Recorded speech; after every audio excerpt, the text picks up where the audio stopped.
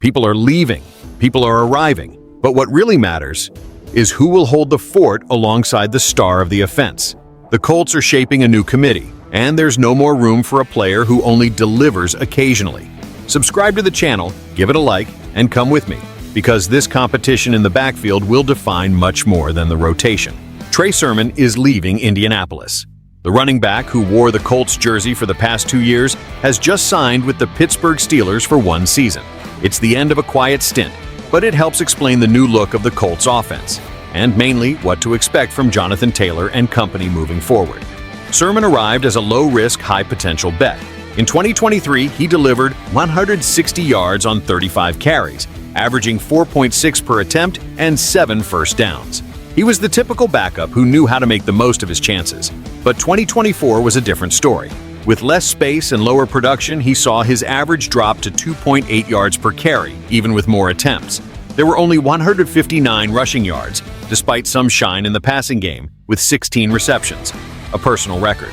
The message from the Colts came during the draft. By selecting DJ Giddens in the 5th round, the management made it clear that the renewal in the backfield was underway.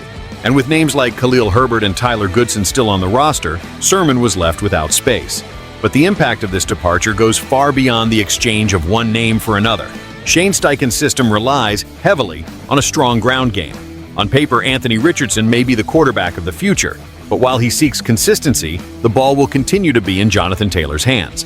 In 2024, he had 1,431 yards and 12 touchdowns, carrying the team in the toughest moments. However, no one can handle that alone for so long. That's where the importance of the committee comes in, with Giddens, Herbert, and Goodson vying for space. The Colts want something that Sermon couldn't deliver: consistency and freshness to relieve Taylor at the right moments, without losing rhythm or intensity.